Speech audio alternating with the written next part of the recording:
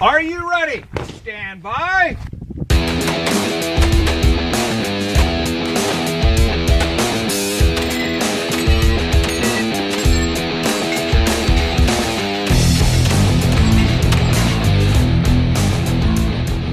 Welcome to the 3-Gun Show, brought to you by Armalite Rifles, LAG Tactical, and Brady Shotguns. I'm your host, Dave Hartman. This week, I'm joined by custom cabinet maker, firefighter, and team CMMG shooter, Shaun Oleksy. We cover all the things that you don't know when you start shooting 3-gun. This is going to be a roadmap for new people and a fun walk down memory lane for all you seasoned shooters out there.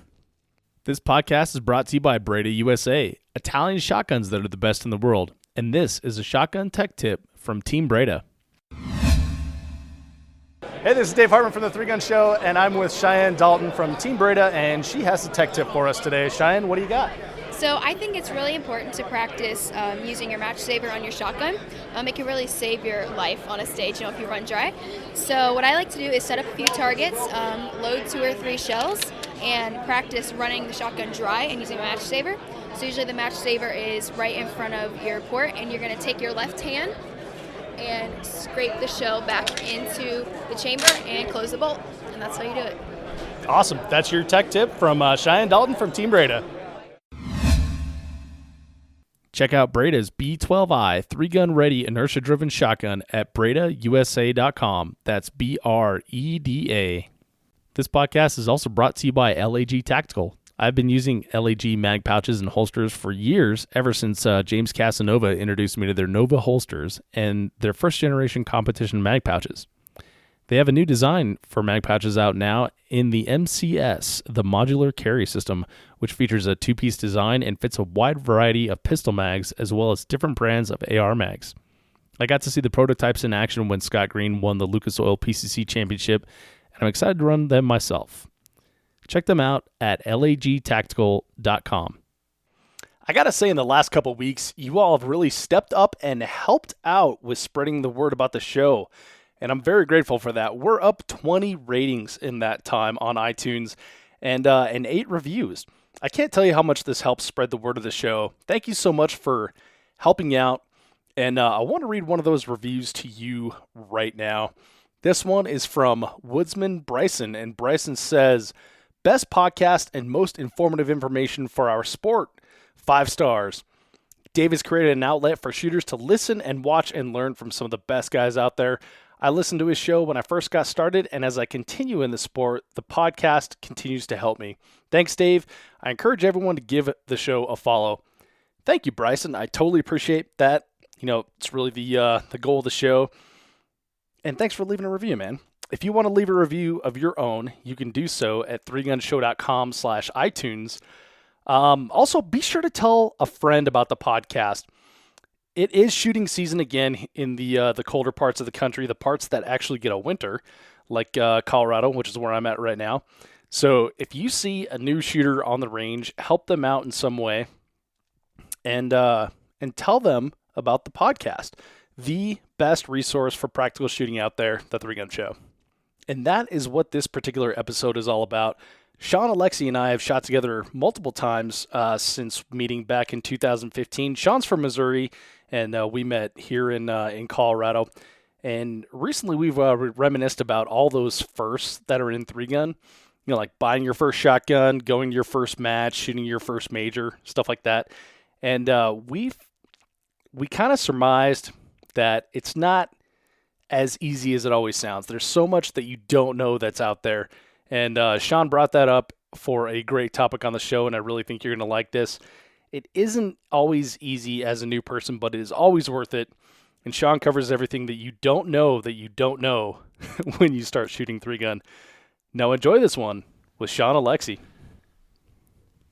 Shaun, welcome to the 3-Gun Show. Thanks for having me. It's good to have you, man. So I'm excited to chat with you here. We've known each other for quite a few years now, ever since like the early days of the 3-Gun Show. Noveski match in 2015, I think, is the first day I met you. Absolutely. One of my favorite stories to tell about like the early days of the podcast. It involves you and your wife. Well, thank you.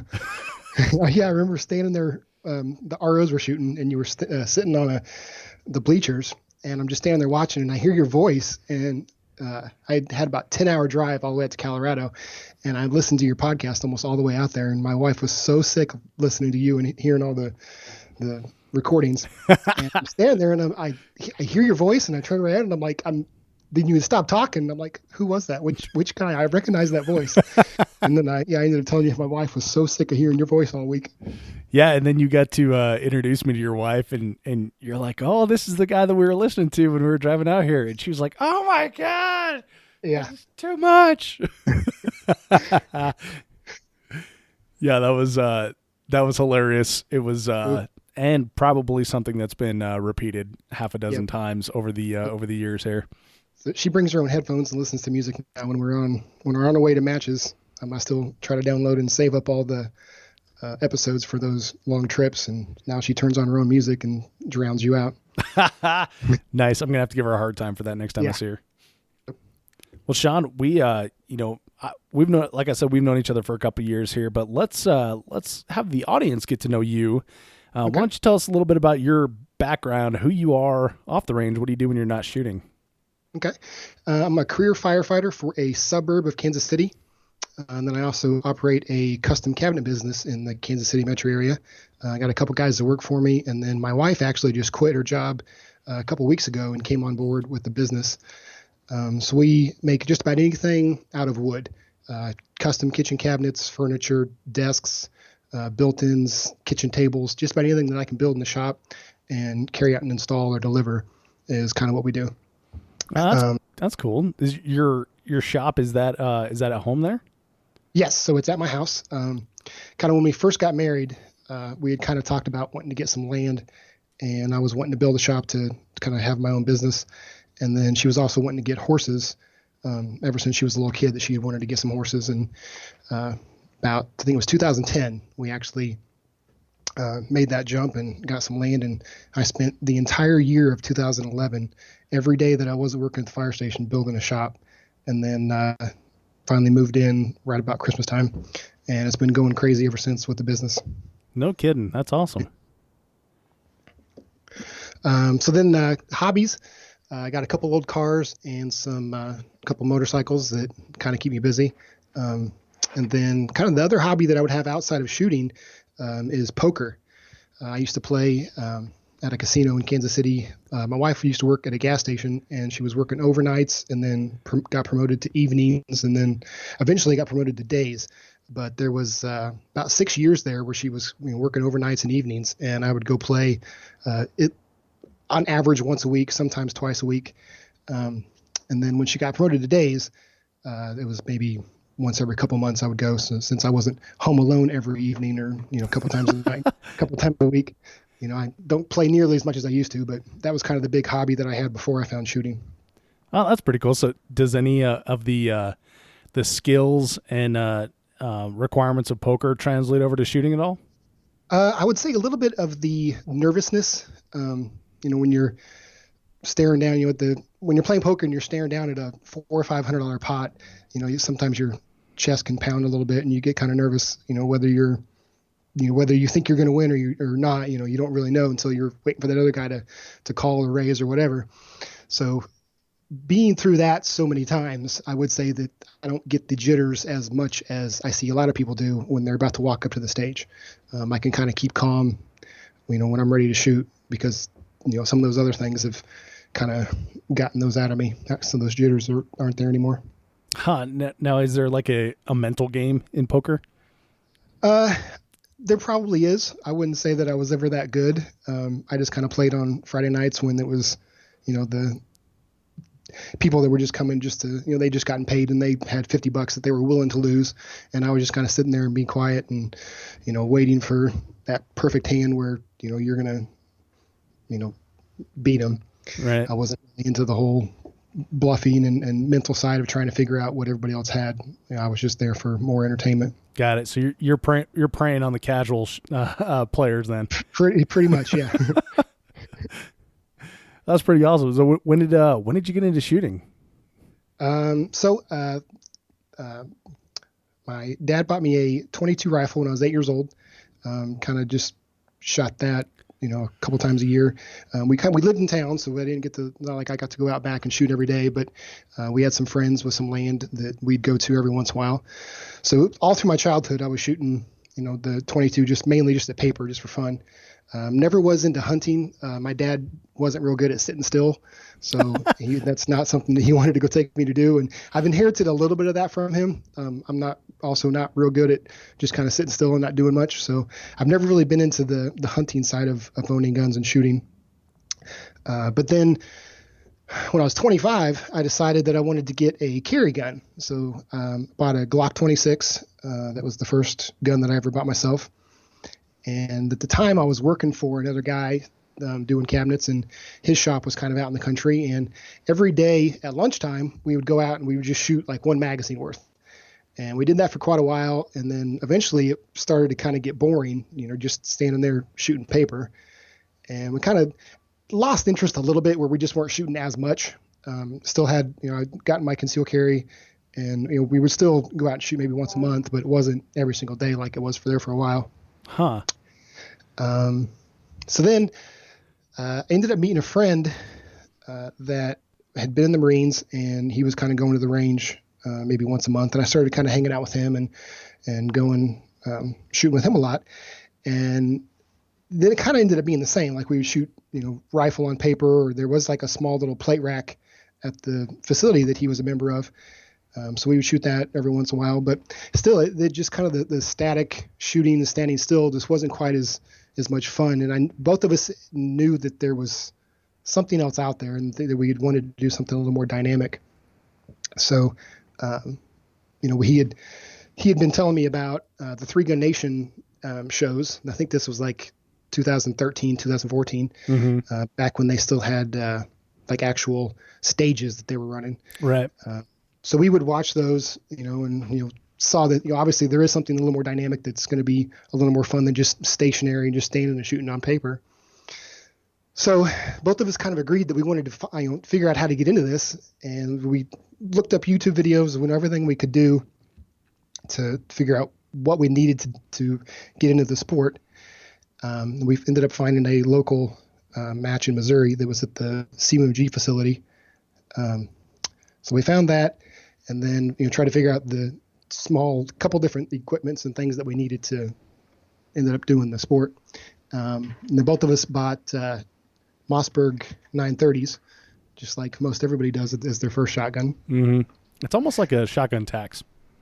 Well, I think looking back, the main reason that we bought that particular shotgun is because it already came with the tube. Yeah. I mean, that saves you $100 right there, right?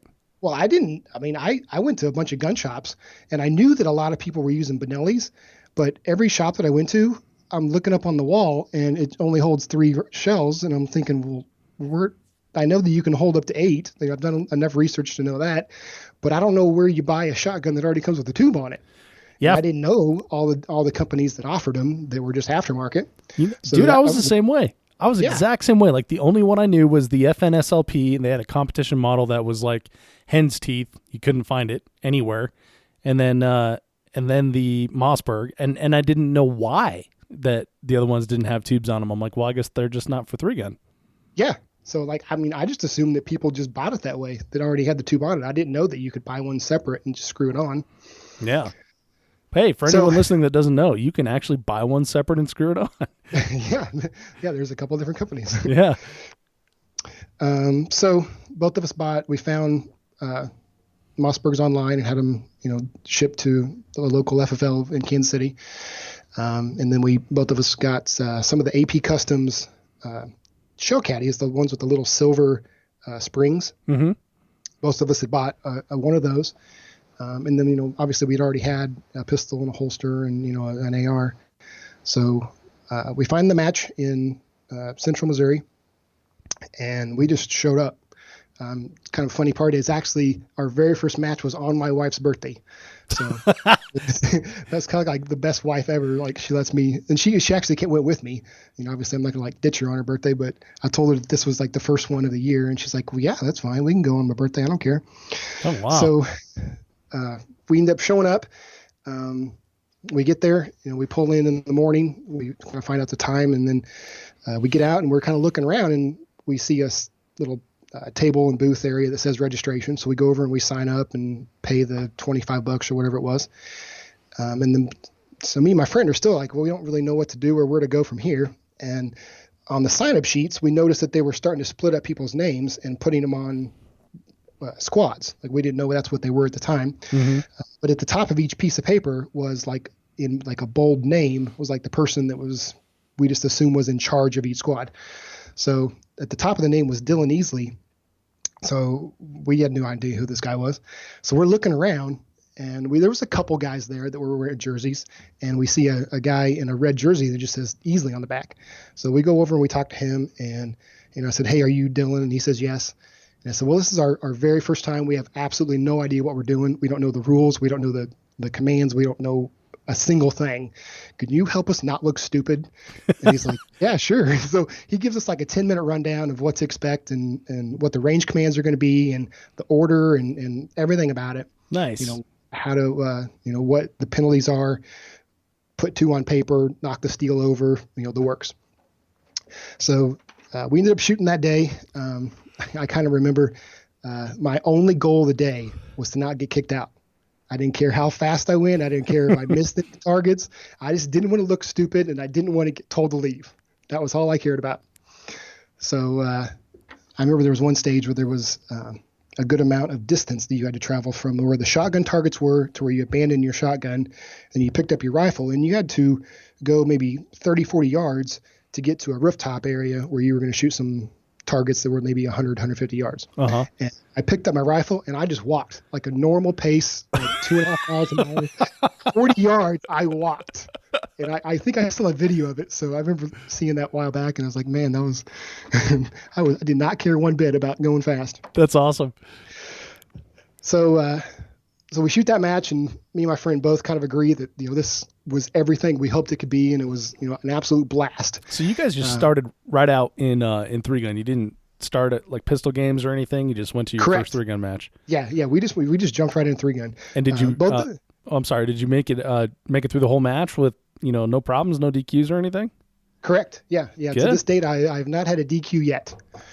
Been shooting for that was April of 2014. Was Very my first cool. match. Both of us kind of agreed that the pistols matches kind of didn't.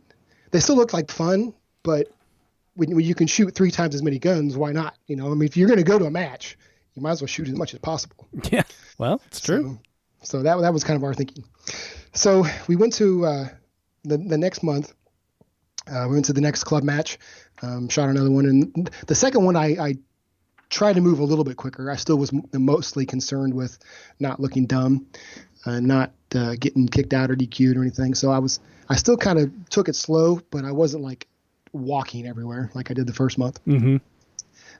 But then the guys at the match were telling us that there was a major the following month. And they kind of explained how the difference between a club match and a major match. And me and my friend kind of decided, yeah, that sounds like a lot of fun. Let's go ahead and sign up. So this was kind of right when Practice Score first started coming out. So there was a lot of matches and weren't using it yet. So we got signed up, we paid, and then I remember I was hanging out with my friend, and he gets an email on his phone, and he starts looking through it, and it's got the squatting, and it was like the match director had squatted everybody on his own. There was no self-squatting at this time. So he's looking through it. I remember those days. Just kind of showed up and lumped you together. It was kind of cool. You get to meet a lot of new people that you normally wouldn't squad with. Yeah, that part was pretty cool. It was difficult though as like a newbie, because you don't know anyone. So now I could, if I went to so you went to your first major in Missouri. If I went to my first major in Colorado, or if I went to a major in Colorado now and they just did random squatting, yeah, I would know half the people on the squad, because like those are my homies, right? So he gets an email, he sees the squatting, and his eyes lit up, and he goes crazy. He says, dude, we're squatting with Jerry Mitchell. And I'm like, that's awesome. So our first major ever, we're squatting with Jerry and Kay and Lena. And, so, a lot of guys on your podcast talk about how in the sport, how it's so unique that, no other sport are you going to go out and immediately have a pickup game with Michael Jordan or go play golf with Tiger Woods. Yeah, exactly. But in shooting, you actually can spend the entire day with the biggest names in the sport. Right. In your first match ever. My first match ever, I'm actually getting to do that. So we're absolutely in love with this sport at this time. So we get to shoot with all of them. And then also it was the full Hayes crew was also on the squad. So it was Aaron and Ben, their dad, I think Garrison England, and I think they had one other guy that came up and traveled with them. So I got to shoot with all of them, and they were all really, really friendly and nice. So that was, obviously because it was our third match ever. We didn't really know anybody. We had met Dylan, once, but didn't really know anybody else. Mm-hmm. So Aaron and Ben were really crucial when I first started about being friendly and kind of helping me out and, talking to me. And I remember right after the shooting, all the stages were done at the end of the day. So it was a 2-day match, but on the end of the second day, we're kind of standing there waiting for results to be done. And I remember Ben, engaging and trying to make a friendship with me. And that, really made a big difference in, wanting to come back, even though he was from Texas and, this was a match in Missouri. He's up here in Missouri trying to make me feel welcome at basically what would have been my home match or my home club. So I thought that was really cool. Yeah. Ben's just a good dude. It sounds very much Hayes-like, So I ended up making pretty good friends with them at that match. And then over the next couple months, the friend that I started with, he kind of lost interest.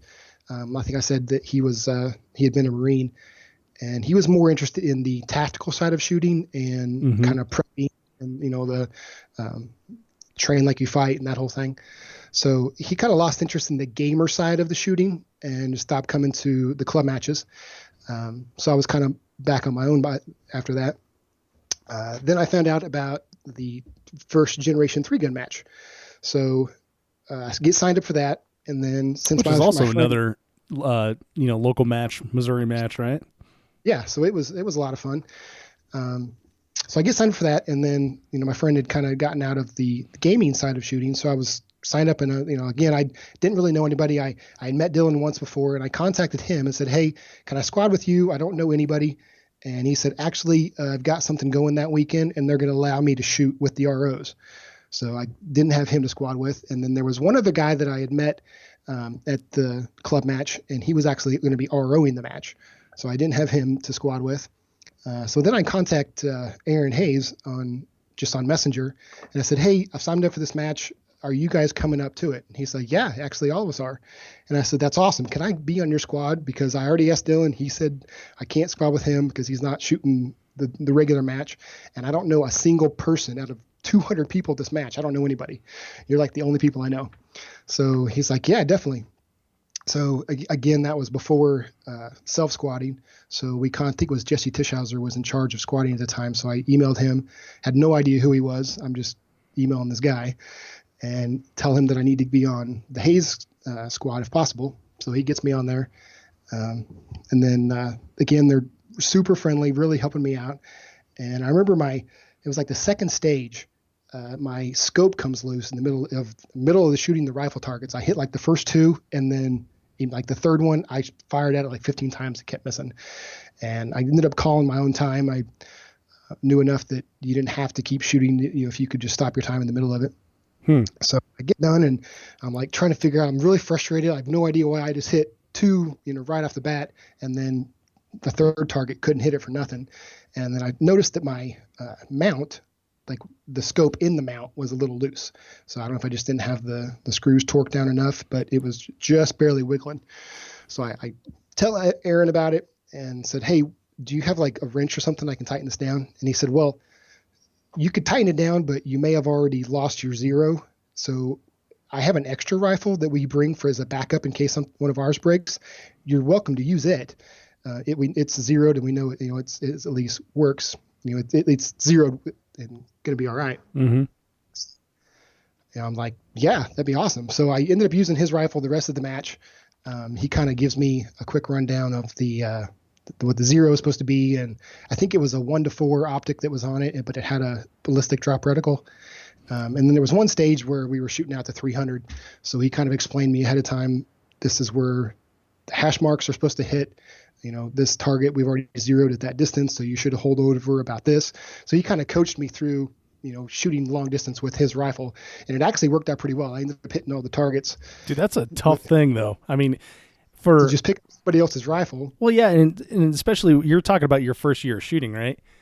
Your first year of shooting, it's tough to know your own holds and your your own rifle and your own dope and all that shit. But like to pick up someone else's rifle and do that, that's pretty impressive. Yeah, so that really made me feel good about shooting, and then kind of let me see that this is something that I actually could, if I put some work into it, something I actually could probably be good at. Or Aaron Hayes is the best rifle instructor on the face of the planet. That's probably what it is right there. So, kind of another funny story. So before I even get to that long range one, so he hands me the rifle. He says, "Here, feel free to use it." The next stage, we ended on rifle. I think it started pistol, and then we have the shotgun. And then I grabbed the rifle out, and the rifle I'd been using just had the normal A2 flash hider on it, like the bird cage. Mm-hmm. And I'd never that in was my your life, rifle? My rifle had just a normal, flash hider. Mm-hmm. And never in my life had I shot a rifle with a compensator on it. So the rifle he had, that he loaned me, had the Michelette comp on it. And I naturally, of course.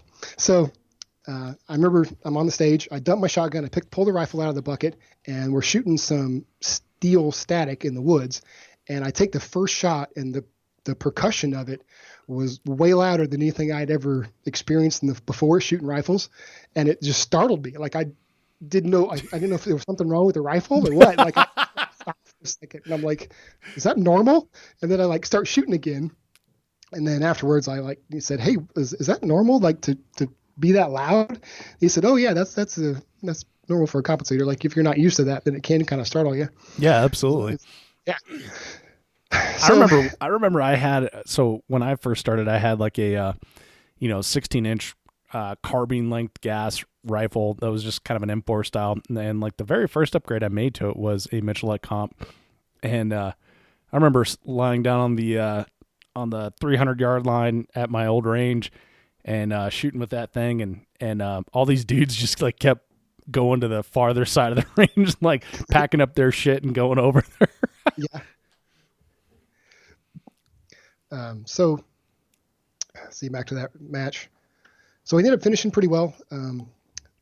Using his rifle went really well. So I think that was also where I met Nick Miller. He was on our stage on that one. And then also the Destined Arm guys were in our squad. Oh, cool. So and that was a pretty good squad to be in. I got to meet a lot of cool people. I think actually, thinking back, Nate Statuich was also on that squad. Nice. So he's like 10 5 years old. It was 2014, so he would have been maybe 14. Yeah. So I was by far still taller than you. I don't know. I think he was a little shorter than me at that time. So, but anyway, I was by far the worst guy on that squad. Which when you're that's definitely the place to be. Yeah, absolutely. It's one of those things that's like important for the for your progression, that you squad with people that are way better than you, and that you train with people way better than you if you do have the opportunity. And it's just going out and like asking and being a good squad mate.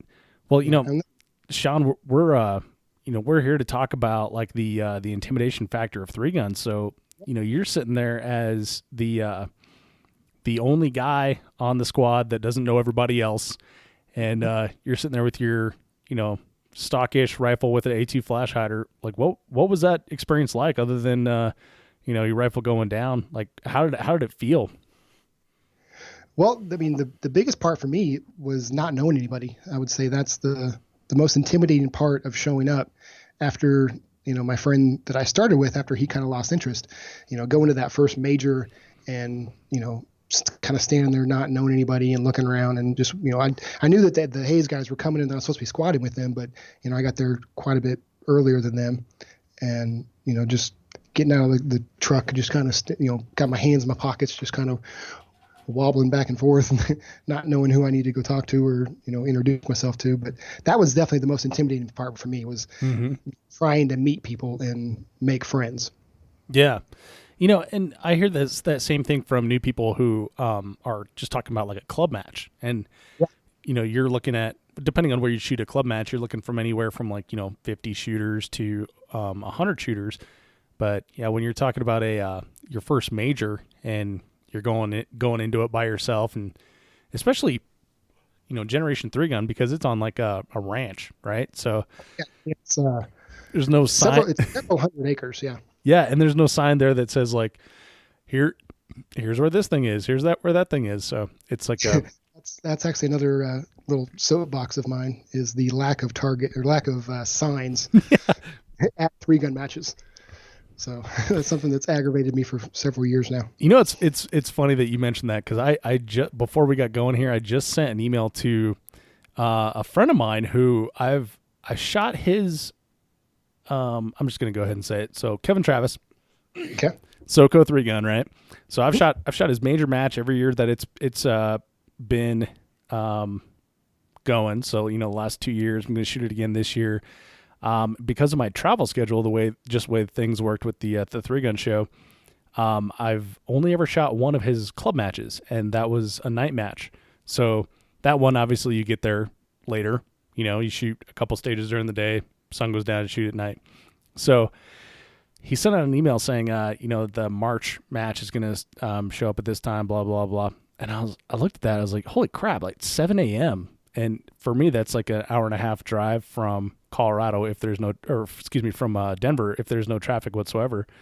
And so I looked at that and I was like, that can't possibly be right. Like, who starts a match at 7 a.m. in March? Yeah, that's pretty early. Yeah. So I emailed him like, does your match really start at 7 a.m.? Like, this is not a joke. I'm absolutely serious about this. But as I was looking at that, I realized that there's so many, and knowing that I was going to talk to you about this specific topic, there's so many things that we take for granted as shooters that that's very difficult for new people to understand. One of the big things that I always talk about is at Rockcastle is the stages are down by the tobacco barn. Well, yes. I'm from Colorado. I don't know what the hell a tobacco barn looks like. So I turn at the first barn I see, and it's that big red barn. They're like, no, that's the red barn, not the tobacco barn. Like, well, how would I know that? Well, it's red. Well, yeah, but yeah, put a sign up. So, hey, good news. I don't know when the last time you were there, but they've got signs now. Oh, that's good. Yeah, it's awesome. I've been to 3 matches there, and I think after the third one, I knew where the entrance was. I remembered enough, but the first one in 2015 and then the one in 2016, I drove by the backside, like the tobacco barn you're talking about, the backside of the property, all of those areas where the Thunder stages Valley would be. Yes, yeah, they're calling it Thunder Valley. The entrance to that looks like somebody's personal driveway. It does. You would never think that that's the entrance, especially when there's no signs. Yeah, and so you and I were on a squad at Blue Ridge, and I think I was there one time before that, maybe 2 times. No, I think it was one time. But I was there one time before that, and then I went to go shoot Blue Ridge, and I did the exact same thing, and I was just there like 3 months earlier. Yeah. So I remember I was getting so angry at myself. So my wife goes with me to a lot of the matches, and we were camping nearby, and we always try to get there the day before, and I'll go and walk stages. And I told her, hey, I'll be gone for like 2 hours. So it was like a 30-minute drive from the campsite. So I only had about an hour to walk all 10 stages, or 8 or 12 or however many it was. Yeah. And I spent almost an entire hour driving up and back and forth that road trying to find where the stages were. And there was a map that I had that in like the little shooter booklet after checking in, but just the kind of the way it was drawn, it made it look like the stages were on that main road. Yes. You couldn't really tell that you were supposed to turn off the road into a driveway then to get into a field. Yeah. It's funny. Like I remember seeing a Facebook thread on this specific thing right here. And for match directors who have so many other things to worry about, like this is kind of a hot button topic for them. And like, I recognize that they made a map, and that is like a ton of effort. Right. Yeah. And I'm not discounting that, but as a person who has no context there whatsoever, it was super, super confusing. Yes. Yeah. A couple signs don't take that long. So, I mean, you can paint up a quick little arrow that just says 3-gun or range or whatever, and you'll nail it to a tree. I think the best that I've seen it done was the Girl in a Gun Fall Fest, or at least the best I've seen it done at Rockcastle. Girl in a Gun Fall Fest, they have like these big, signs that they have outside of like, retail stores, like the teardrop sort of thing. Mm-hmm. And then smaller, I don't know, like 18 by 24 signs or whatever that say stage 1 and 2 with an arrow or something. It's like, now I know where I'm going. This is great. But at that point, I had already known where Thunder Valley was and where the golf course was. And so I kind of have like the lay of the land and everything. So I didn't necessarily need that. But I appreciated the effort coming from the perspective of just a year earlier. I had no clue where I was going there. Yeah, definitely. I think a lot of these match directors kind of forget, they kind of think, because most of them have been in the sport for, 10 years or so, and they kind of just assume that most everybody that's coming to a major match has been shooting for a long time. They think, well, if somebody's new, they're going to be at a club match and they're going to come with somebody to a major, and that person's going to show them around. But that's not always the case. Well, and we do that at local matches too. I've noticed quite a bit. I went and shot a local match in Vegas right after SHOT Show, and I remember standing there going like, I have no idea what to do now. After we signed up and they told us where the stages were, it's like, can we just start? What are we supposed to do here? So I needed some direction. Yeah, exactly. Luckily we had a local hero in one of our squads, and I was able to just all right, dude, you just got to tell me what to do and I'll do it. But up here in Colorado, same thing. Like we'll have like one of our ranges. There's like a shooters meeting that takes place under this awning, and then we all go walk stages together, and then we go and shoot. So I've seen experienced guys tell a newbie like, yeah, just hang out and we'll get started here. The shooters meeting is under the awning. But when you're standing in the parking lot within, if you spin 360 degrees, there's like 5 awnings. And so if there's not like already a group accumulated there, which some guys are like over walking stages, some guys are pounding nails, stuff like that, then you don't know which awning he's talking about. So just the simple thing of going that awning and extending your arm is very helpful to a new shooter. Mm-hmm. Another thing that I kind of noticed at matches is if they're not going to have the awards at the match, there needs to be a little more communication on that.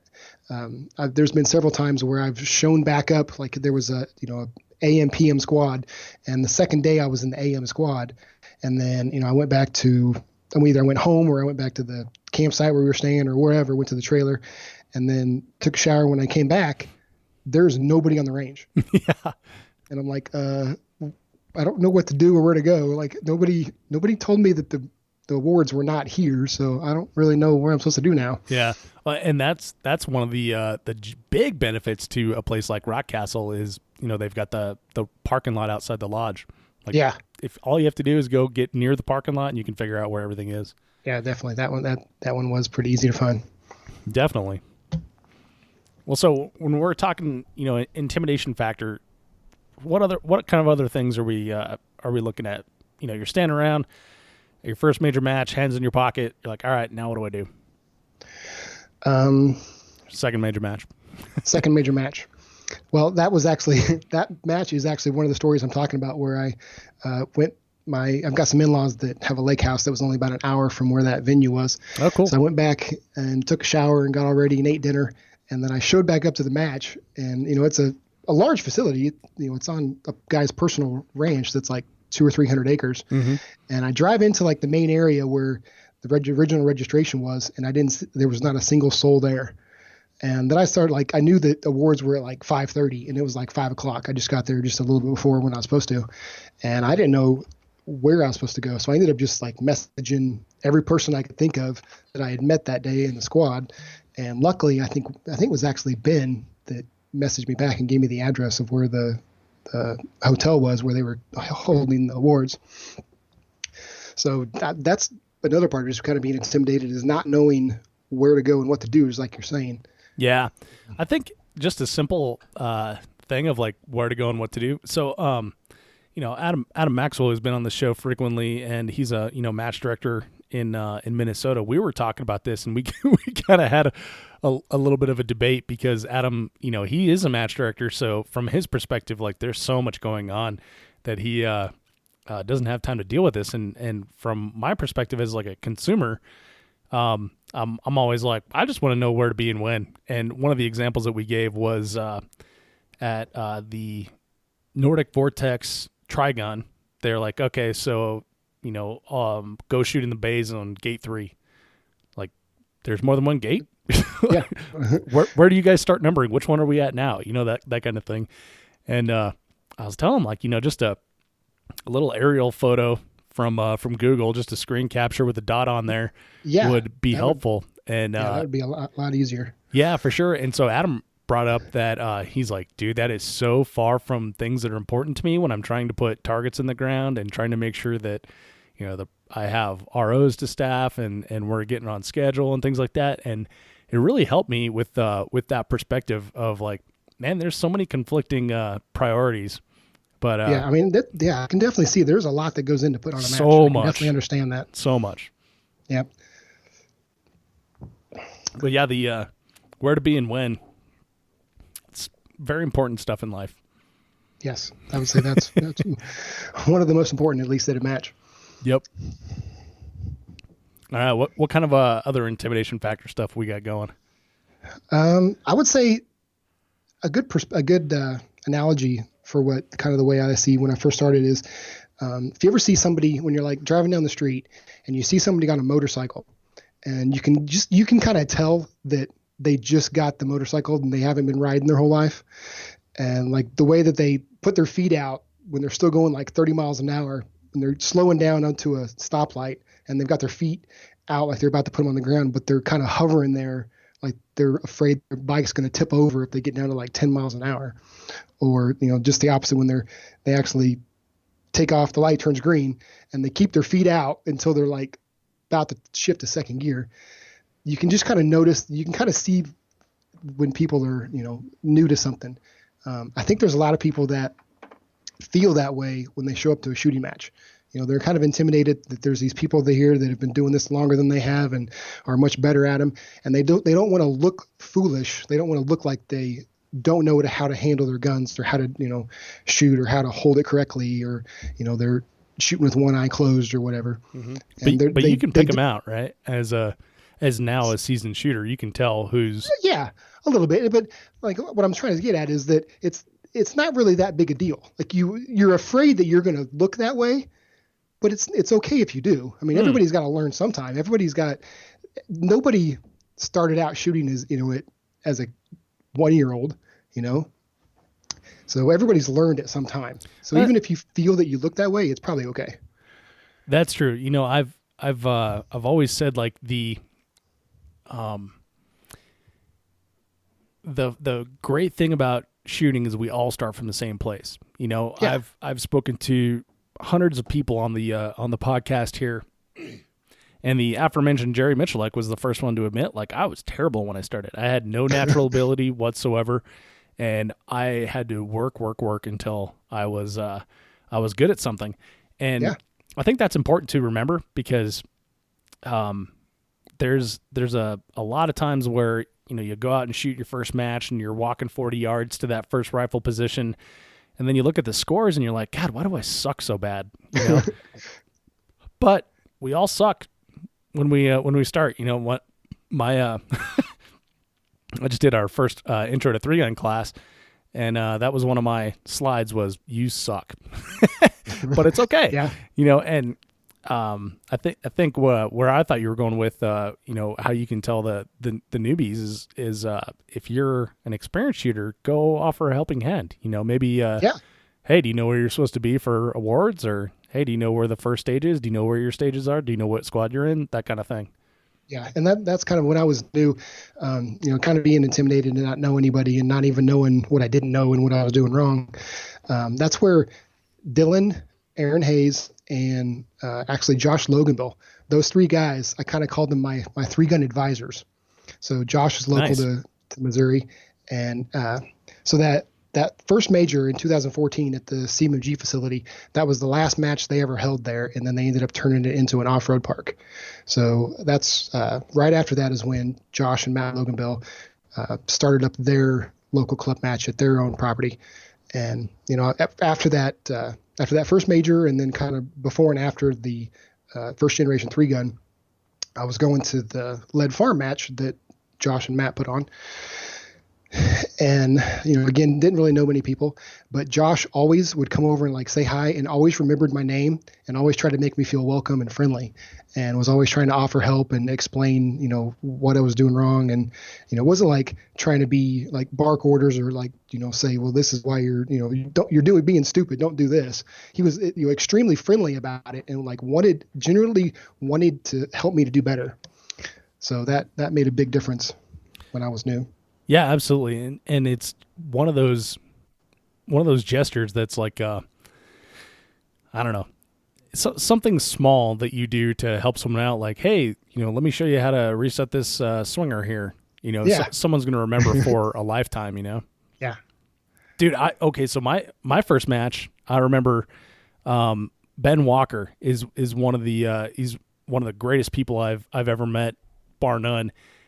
Such a genuine person, and he was out shooting at this local 3-gun, and I was there for my first time, and he's like, hey, let me show you how to reset this target. I'm like, all right, because he was running out there back and forth and resetting like all these targets, because we shot with a bunch of older guys, and so I just figured like, oh, that's what we're doing, okay, I can do that. And then he showed me how to reset the Texas Star, so I didn't like lose a finger. Yeah, that's important. Some of those are pretty hard to do. Yeah, and this is one of those MGM stars where it has the flat piece on top of the bearing surface, so you can set the targets back there. And so he showed me that little trick. You stack up the targets first, and then you put one down, let it go to the bottom, and now you're not going to lose your teeth. And it's like, wow, there really is a method to this. And I've remembered that ever since, and I've taught that to dozens of people over the years. Yeah. And it seems so small now. Like it's just something that we go do again and again and again. Yeah. But you just take it for granted. Yeah, absolutely. But had he not showed me that, that method of doing it, I could have lost a tooth. Could have got whacked in the face. Yeah, that's not fun. Yeah, so it really is those small gestures that help take away that mystery of everything. Yep. So, kind of the next progression of my story of 2014. At this point I'd been to 2 majors, and I would guess maybe either 3 or 4 club matches, and I'm totally in love with the sport. And then I'm trying to think, how am I going to convince my wife that we should go to more, several, maybe 4 or 5 out of town big matches for the next year. So I'm trying to think to myself how I'm going to convince her to do this. And so I mentioned earlier that my wife wanted to get horses when she was younger. And that's kind of her hobby, is horseback riding. And that's not necessarily something that's safe to go do by yourself. So I kind of get roped into going with her, and we have 2 horses and a trailer, and we go, camping, and every once in a while, and we'll just go trail riding.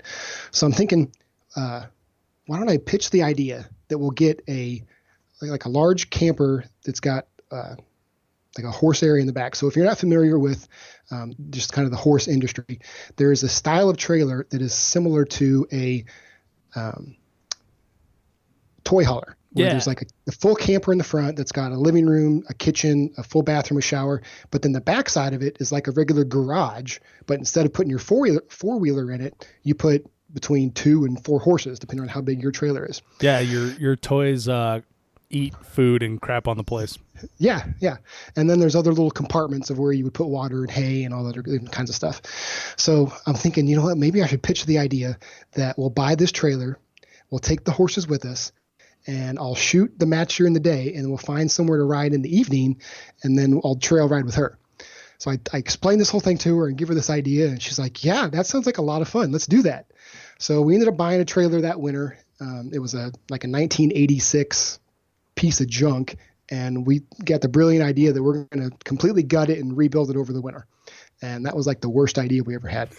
So come spring, we're like barely, we've done almost nothing on this trailer because it's taken so long, and that's just not something you do, is remodel a camper. But we didn't know that at the time. That does take a long time. Yeah. So finally we decided, we get rid of that one, and we finally just buy a brand new one that's just kind of a base model, like the smallest that we would feel comfortable with. But we ended up buying a brand new. So we ended up, I think we got that summer of 2015, and I think that Noveski match, I think that was the first match that we ever took it to, that one that I met you at. Oh, cool. So we went to several matches in 2014 and then all of 2016, and then we ended up kind of liking the Life so much that we ended up trading it in on a much bigger one that was a lot nicer. So we think we've had this one about a year. So you pulled the ultimate move, which was you got your wife excited about going on match travel with you. Yes, which is like super rare. Like she is aware that she's like the only wife at most of these matches. Yeah, and it's got to the point where like everybody knows who she is. Like everybody sees her and they know that she's my wife. And I think out of, I don't know, maybe 35 majors that I've been to over the last several years, I think there's been 2 that she hasn't gone to. Wow. Yeah, and I get to see this you've got some pro tips too. We should probably get into this, like how to keep your wife comfortable on the range. You always bring like a really nice chair for her to sit in. Yes. So she's got quite a few things that she likes to have. She's got her chair, which usually obviously we're moving from bay to bay to bay. So she'll usually push my cart with the guns, and then I'll carry her chair and the cooler or whatever else that she has. I'll carry the stuff to the next one while she's pushing the cart of guns. But yeah, she's always got a chair. She's always got a cooler with water and other things in it. She's always got a Kindle. And then she's also got like a little battery powered charger that she can keep the Kindle charged all day. But she's really big into reading, so she doesn't mind just sitting there and just reading all day, and then she jumps up and films me for my 30-second stage and then sits there the whole rest of the day. She's pretty good to me. Yeah, no kidding. That's all. Reading is like the perfect hobby to complement shooting then, because she doesn't need to watch you resetting all day. Yeah. Also, what other kind of things do you do to keep the wife comfortable and interested? Obviously bringing the horses, going on rides at night. I know you guys bring your doggies with you now. Yes. So kind of this is kind of a semi-related story. I think it was, I can't remember which year it was, probably 2015. We decided that we wanted to go on a little bit longer trip in the fall, and we ended up going to Three Gun Nation Nationals and then also Blue Ridge. And we decided that we were going to take a 10-day trip, and we were going to ride in like either 9 or 10 different states. So after I pitched the idea of getting the trailer and traveling to these matches, she decided that she wanted to ride horses in the lower 48 states. Nice. She decided that early 2015 when I gave her this idea, and as of the end of 17, we're at 25 states. So we haven't had a match. Yeah, that's a lot. So we haven't had a match in all those, but just like this trip I'm talking about. So we took 10 days. I shot 2 majors, and then we rode horses in 9 states and drove like 3,000 miles over that 10 days. God, that's incredible. It was like the most grueling vacation. I will never want to compact that much stuff into 10 days ever again. You're like gritting your teeth. I'm having fun. Yeah. So I just finished Three Gun Nation Nationals, and the next day we were going through, I think it was North Carolina or South, one of the 2 Carolinas. This is kind of 2016, right? When we had Hurricane Nationals? Yes, that's the one. Yeah, that was in 2016. Right, and then we squatted together at Blue Ridge for a little bit. Yep. Yeah, that was your nasty spill. Yeah, and you were filming. Yes. So we're driving through. We had predetermined where we wanted to stop to camp and where we wanted to ride. And some of the places we were just going to stop in the afternoon, ride for an hour or two, and then continue on to the next day, and then go in and camp for that night, and then just ride the next morning. So we're in one of the Carolinas. I can't remember which one it was, and it's starting to get dark. It was like maybe 6 o'clock, 7 o'clock, and it was kind of in the fall. It was kind of getting dusk, and we're pulling into the camping area, and there's usually a designated spot where there's like normal camping, and then there's camping with horses, and they'll have like little pens or wherever where you can take your horses out and kind of let them, be in the pen. So we're driving through the campground, and we're looking for signs that say equestrian, horse, whatever. And we keep passing roads. We're looking for signs, and we can't find anything. And the next thing I know, the pavement turns to gravel. And then I'm thinking, man, I think we should probably try to figure out where to turn around.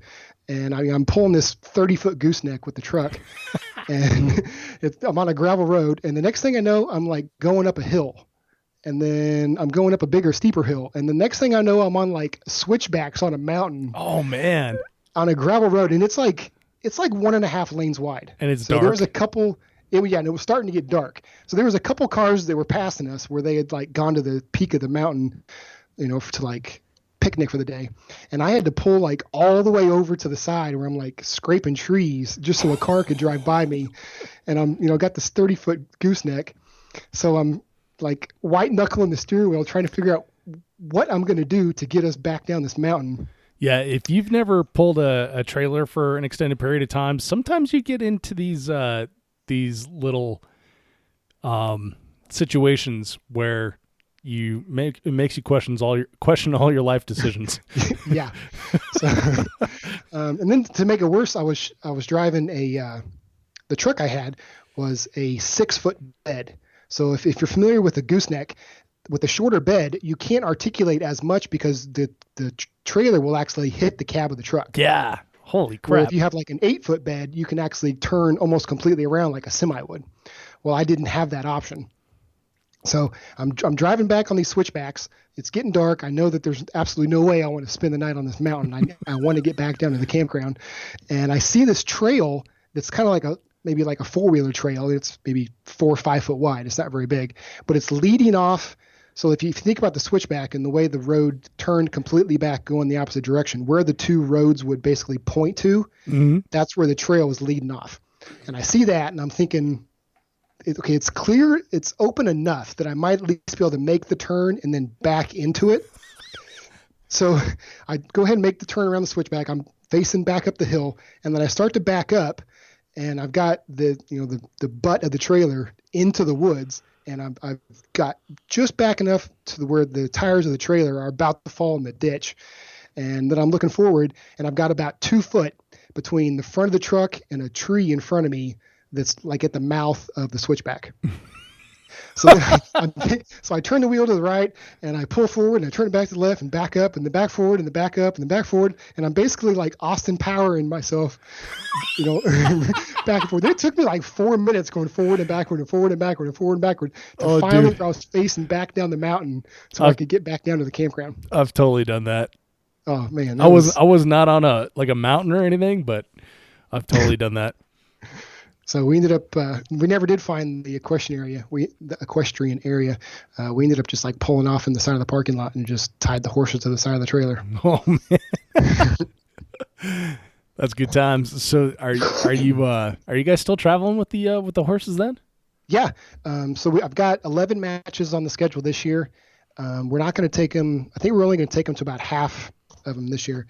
There was a couple of places we went to last year that she either was too far to drive, where it was like over an hour from where we were camping to where the venue was, and it just didn't allow enough time to get back to ride before dark, or she just didn't really like the campground that we were staying at. So yeah, that was like a Trigun, right? Yeah, that was the one I ran place. you back to camp, right? Yeah, that was one of them that was. I don't want to get too far into that, but it was not a good experience. Yeah, sure, and that was like that was at least an hour away from the range. Yeah, that was probably one of the furthest that we've camped away. In Kentucky at Rock Castle, where we camped, was about an hour away, and then that one in Minnesota. That was probably the two furthest. So we're taking them. We've got plans to take the horses on about 5 trips this year. That involve shooting, and then there's some others that I plan on just kind of like this weekend. We're going to do a little 3-day weekend, and we're going to go camp, and we're just going to ride only. There's no 3-gun involved. Nice. Well, all right. So, Shaun, I want to switch it up a little bit here, and you have come on strong in like the last couple of years, as far as your abilities go. Far away from the first match where you're walking with the rifle to the rooftop.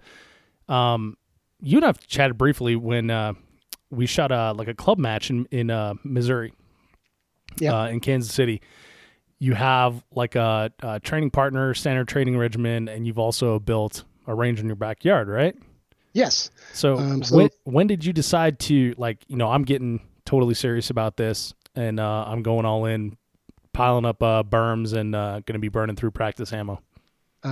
Actually, I think that was summer of 2014. So like my first year, and even before I started shooting 3-gun, I had kind of been dabbling on the idea of having an area that I could go back and shoot, and then that kind of just gave me the excuse for it. But I've got at the time I had an older Bobcat. And I started digging it out, and it was, an old piece of junk that was all wallered out. And I had been looking at getting a newer one, and there was a local dealer. I found one that was a really good deal.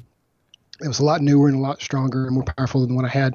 And the salesman actually had it dropped off and let me demo it for the weekend. So did you build a demo berm? Yeah, I did. I think I put 22 hours on that machine in like 3 days. Over the weekend, and I pretty much built the entire thing over that one weekend. So that was a lot of fun. And then I actually kind of lucked into meeting a local guy in Kansas City that is kind of a big name in USPSA.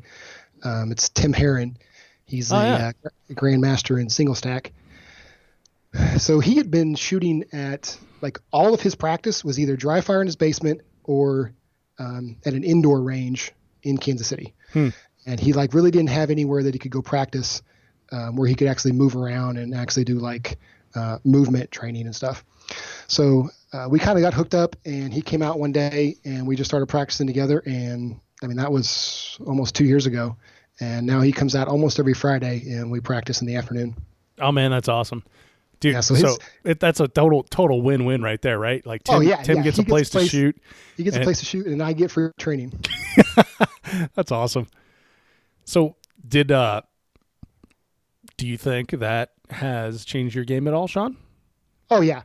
Obviously a pistol guy, in 3-gun, we are dividing up our practice into 3 different platforms and 3 different guns. Mm-hmm. So it's going to be difficult for anybody in 3-gun to ever be as good as somebody that spends 100% of their time at just precision rifle or just pistol or just shooting clays. Yeah. So getting to practice with somebody that's all they do is pistol has definitely helped me in, the pistol aspect of 3-gun. And then kind of another part of it is that he's really big, Tim is really big on shooting paper in practice, which I think a lot of guys in 3-gun, that have their own facility or they go to, a place, they try to shoot a lot of steel because it cuts back on the reset time. Right. And we just want to make some noise. Yeah. You just want to make some noise, but you're almost like creating bad habits because if you hear a ding, you think I'm good, which isn't really, you're kind of not getting the full practice or the full benefit out of your practice. So Tim likes, we might put in 1 or 2 pieces of steel mixed in, but he mainly likes to shoot paper to kind of know where his hits were and also kind of know, if you transitioned off the paper too soon and you can actually see where your second bullet was. Oh, yeah. He's got a lot of insight on practice. I like that, and that's one of my biggest complaints about the way we run matches, even club matches. You never ever get to see your hits. In USPSA, like you're constantly looking at every single target and you're like, okay, well, I remember looking at that target, jerking the trigger twice, so those shots make sense, then I remember looking at that, taking slow aim shots, and those shots make sense. With pistol, like one of the biggest things that people always talk about is calling your shots. Well, you can call your shots all day long in 3-gun, but if you never ever get to look at them, what does it matter? Yeah, because you can't actually start learning how to call your shots if you never got to actually go down and look at the paper.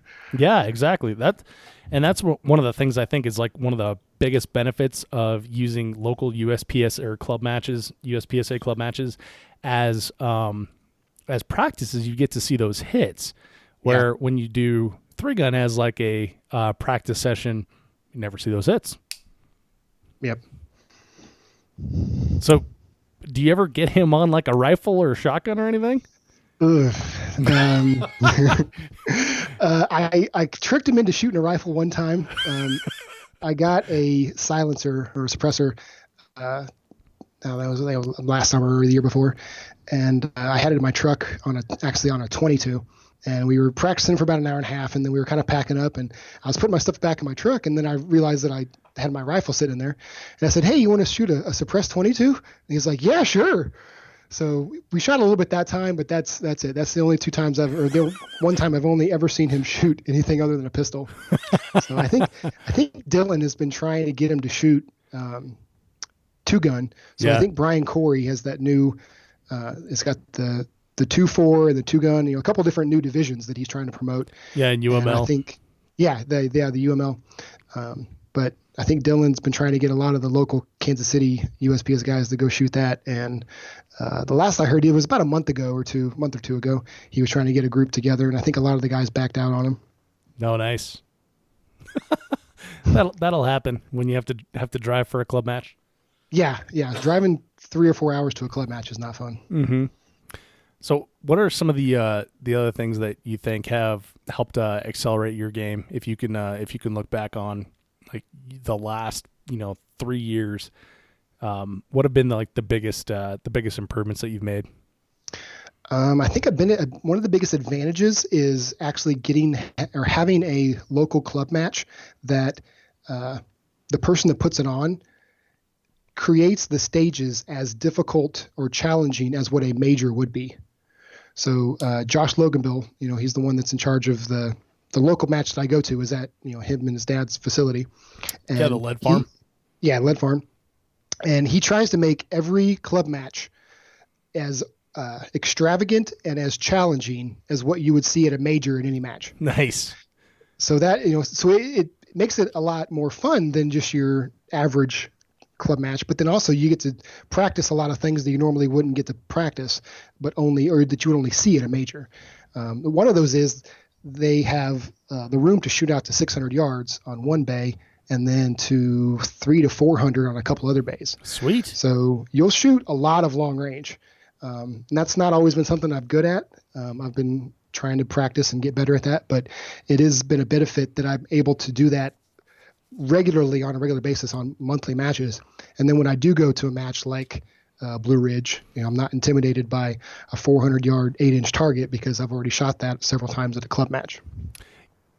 Yeah, I totally agree. That's something that really helped me last year was being in Texas, and it's warm enough you can shoot club matches all year round, and then they, of course, because it's Texas and everything's bigger, right? They have the ability to go out to 500, 600 yard at the club matches, which are $25 entry fee. It's incredible, and that really does accelerate your game.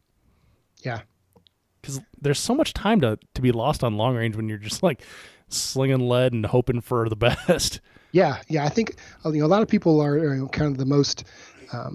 They seem to be the most intimidated by shotgun and loading shotgun on the clock, but if you look at the sport, most of the time that's lost is in long range. Mm-hmm. Yeah, that's absolutely true. Yeah, and in Colorado here, like our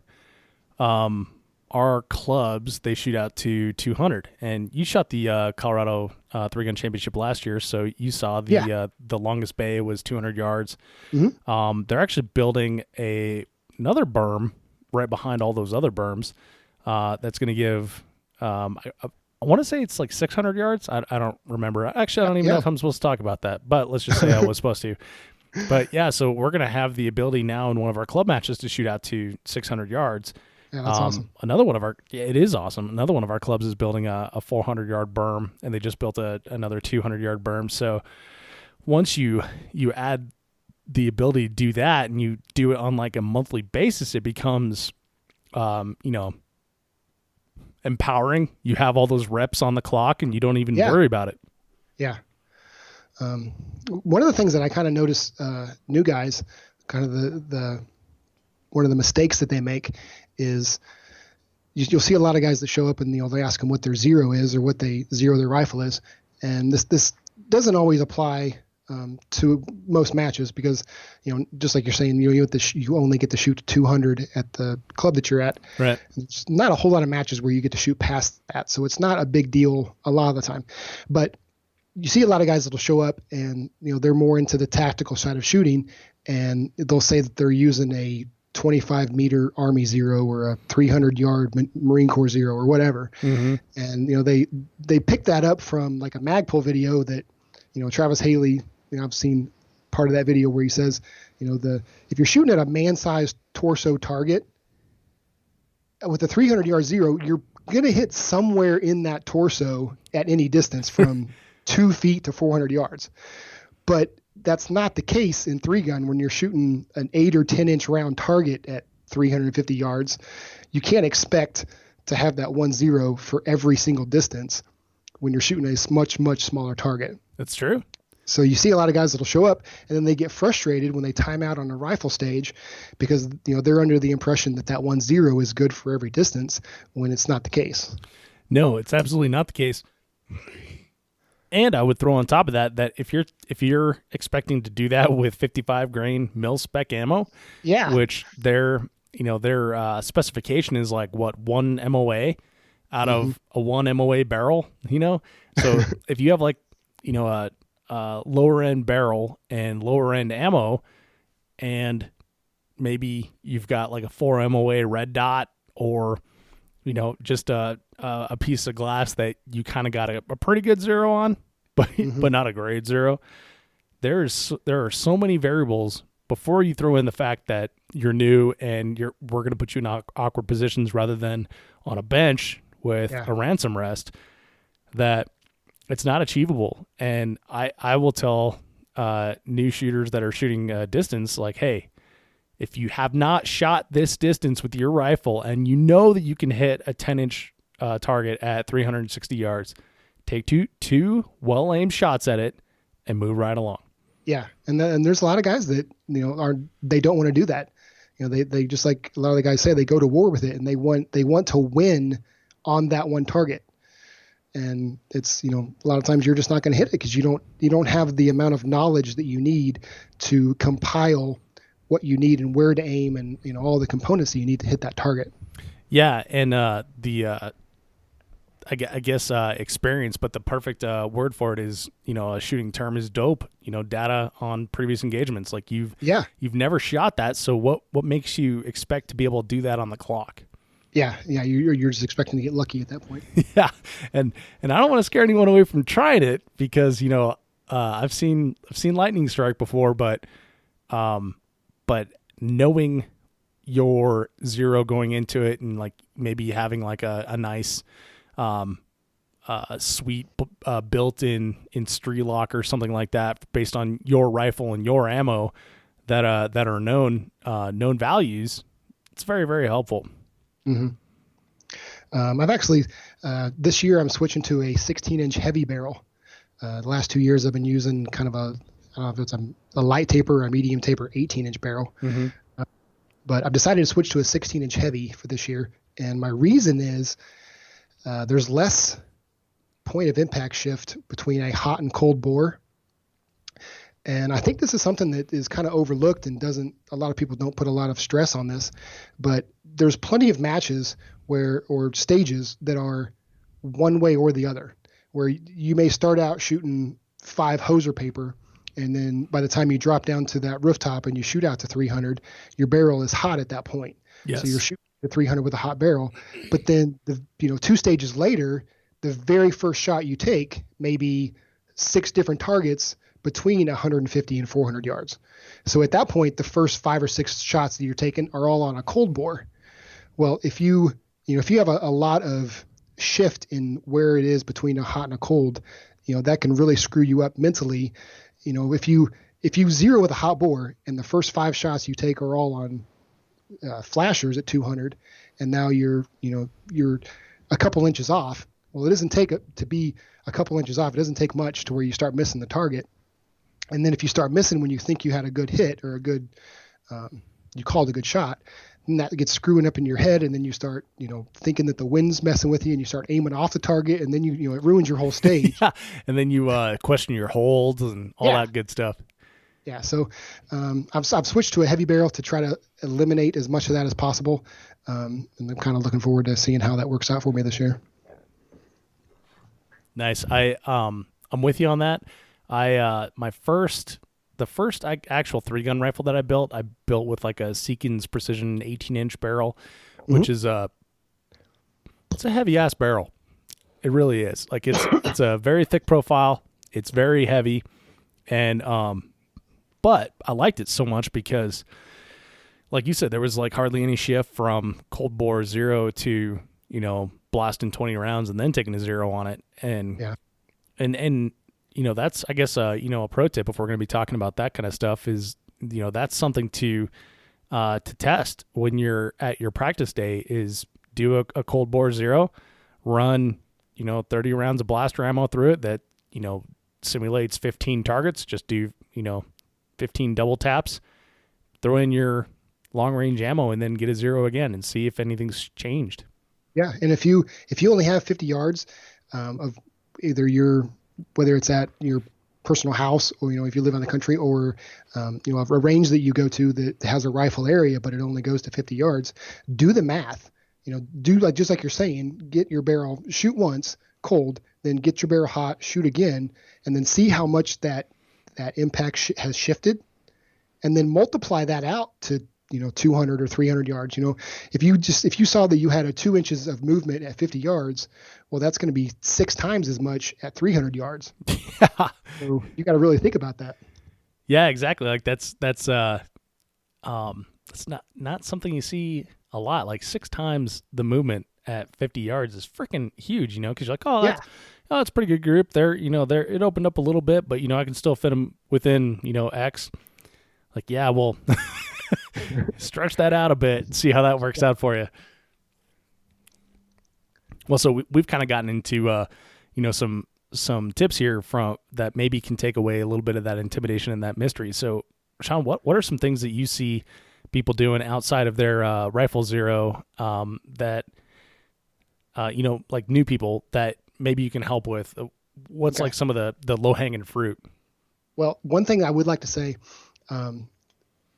after you're done shooting you're given the unload and show clear commands, I see a lot of people, well, I don't want to say a lot, I have seen several people where they try to do it quickly, whether they're nervous or, they just want to, get, they want the spotlight off of them as quick as possible, but they don't get the gun completely clear. And then when the RO says hammer down, they fire one into the berm. Oh, wow. And I've seen that several times. And I've actually, last year, there was a guy that I was filming for. I don't want to say his name, but he is fairly known in the shooting world, or in the world of 3-gun. Outside of 3-gun, if you said his name, probably most people would know who he is.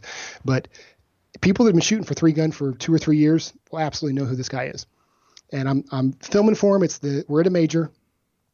He hands the shotgun off and to the RO, and then the RO asks him to show clear on his pistol. And he went through it so fast and then fired one off into the berm and got DQ'd. Wow. And I'm thinking, why do these guys, you see a lot, a lot of the big names, they do it so often, either at matches or just in practice, and it just becomes routine to them, but they do it so fast that they don't actually hold the slide open and show the RO that it's clear. And then, that 1 in a million time, just like that the guy that's, been shooting for a long time, he gets DQ'd because he went too fast. Mm-hmm. I don't see why there's a need to go fast at that point. Yeah. Especially for a new guy, but I don't even know why the pros do it. I always tell my new shooters that when, I used to help instruct at like a ladies' night competition shooting, I guess, match. Yeah, let's go with that. I used to help instruct, and any new person that came along is like, hey, when we say, when you're finished, now it's time to, like, pull your hands in, take a deep breath, and we're going to say unload, show, clear. And there is no hurry because you are not on the clock. So do it safe, do it slow, and, let us see inside the chamber.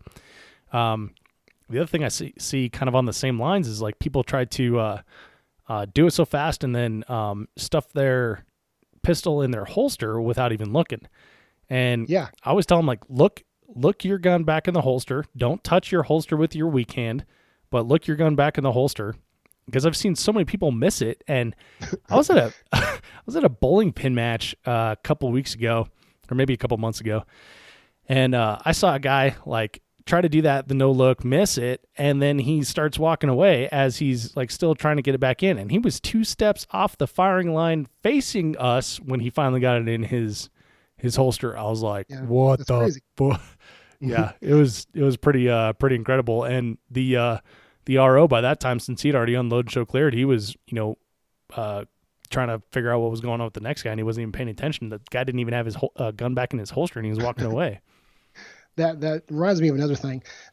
Something that I think a lot of new guys they just don't know about the etiquette of the gun handling on a cold range at a match.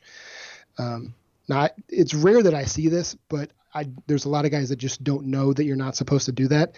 But just like you're saying, when your pistol's in the holster and you're just walking around, you do not pull it out of the holster unless you're at a safe area or you're instructed by the RO to go ahead and make ready for your stage. Yeah. So, and there's a lot of people that just show up and, they're under the mindset that, if you're over just, talking to somebody and, somebody says, hey, is that the new SIG X5? Your first reaction is to, like, pull it out and show it to them. Oh, dude, I've seen that. Yeah. Which is, not okay. I've seen that happen. One of my pals asked a guy, like, hey, what sights do you have on that? And he pulled his gun right out. Didn't even hesitate. Just whoosh. Yeah. It's pretty amazing. If you're listening, that is not okay. If you're going to a match, wait till the match is over and go over to the safety area if you want to show somebody. Yeah, exactly. Leave your guns. The other thing I see, I saw this recently on a PRS video too, and apparently it doesn't matter in PRS, but in 3-gun, if you walk around like a hunter, walking through the field, and you're just carrying your gun at your side like it's a briefcase or a lunchbox, and now it's pointing at everyone, like, that's not cool. No, not at all. Hold it up in the air, like, face it upward. Yeah, exactly. And obviously, they're unloaded and everything in between shooting until you get the make ready command. But it's never okay to just, like, walk them or to carry them at your side. And I see a lot of hunters do that. Shotgunners are the worst at pointing guns at each other. But recently I watched a PRS video, and they were doing the same thing. I saw a guy just kind of, like, carrying his gun at his side, like he's carrying a briefcase walking through an airport, and the RO's in front of him, and he's just basically, lasering the RO's butt for 30 yards. Like, that doesn't seem cool to me. No, not at all. I don't know. Different strokes, different game, whatever. Mm-hmm. We also do the thing that people find odd of unslinging rifles. And I'm not, like, a huge fan of that either, but it is just something we do as part of the game. Yeah, and I do at least appreciate that if there's a match or a stage where you have to start with an empty slung rifle, most ROs, before you've got your rifle on you, before you're actually making ready, they will actually go back and open, pull your charging handle back and actually check and make sure that it is completely empty. Yes. And I appreciate that. I appreciate that as well. I think that's very important. Yep. Yeah. All right, Shaun. Well, what are some other low hanging fruit things you see that can help eliminate that intimidation factor? Well, definitely quad loading practice. I mean, that's one of the easiest things in all of dry fire of 3-gun. That is the easiest thing that you can practice at home. Yes.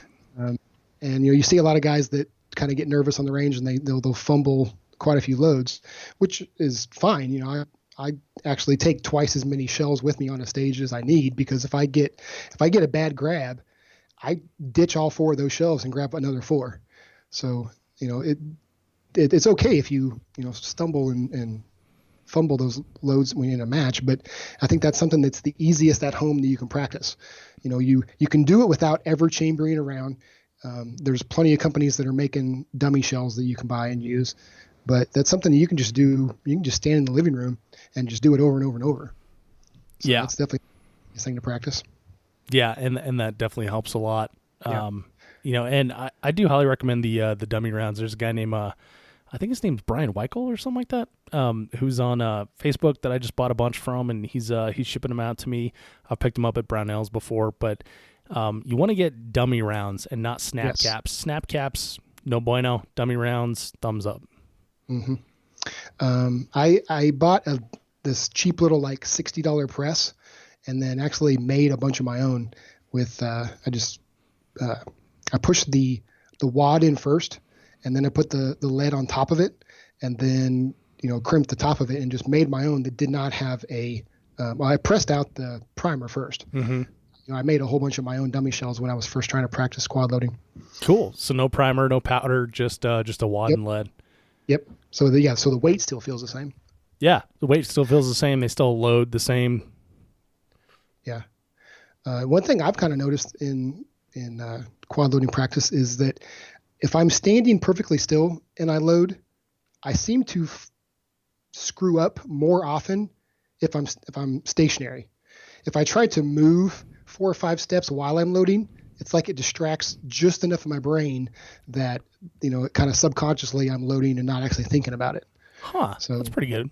Yeah, so I actually try to practice, because most of the time you're wanting to load while you're moving in a match anyway. Yes. So I try to keep that practice, but I've actually noticed that it's actually easier for me to load while moving than to load standing still. Huh. Interesting. That's interesting. Yeah, I guess I need to work in running down the hallway here at the 3-Gun Show office with my shotgun and my dummy rounds. I actually for the first time ever at what's the match at the Army base? Fort Benning, yes. Mm-hmm. There was, I think it was an all shotgun stage at that match this last fall. And that was the first match where I actually tried to load at a full sprint. And it actually went fairly well. I was able to get 8 shells in while running. Nice. The first time I'd ever tried to do that on the clock. Nice. Well, that's the best place to test it. Yeah, why on not? The clock.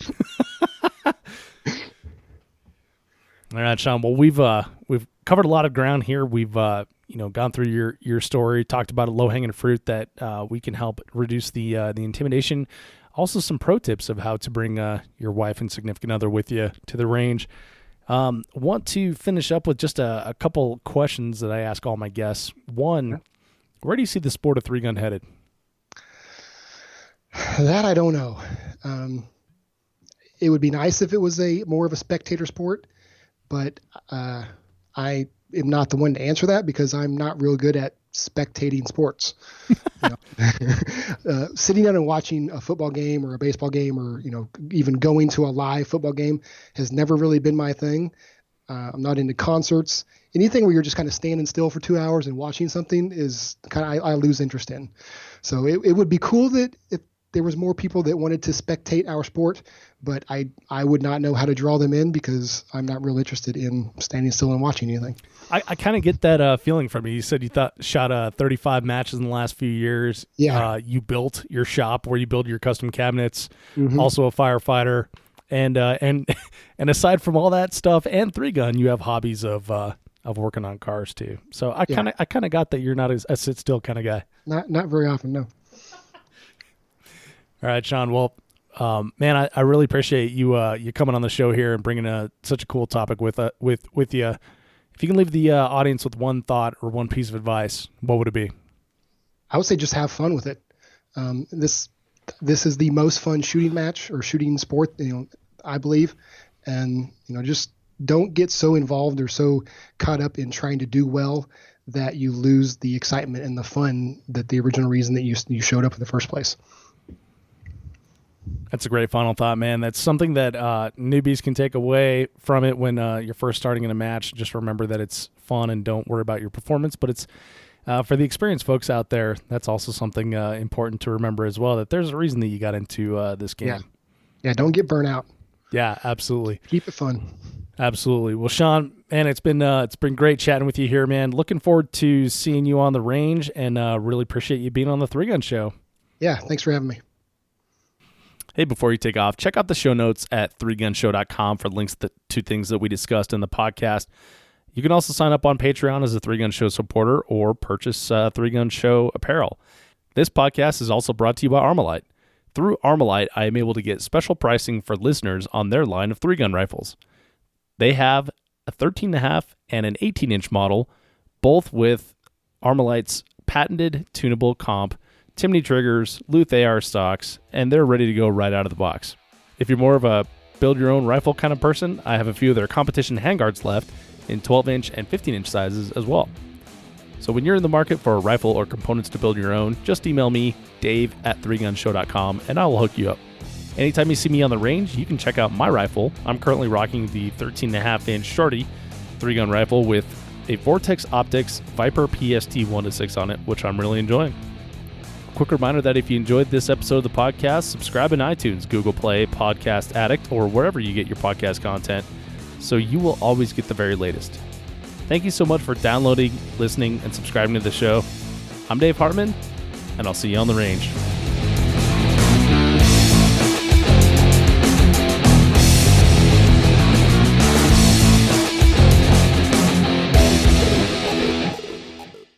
If you are finished, unload, show clear.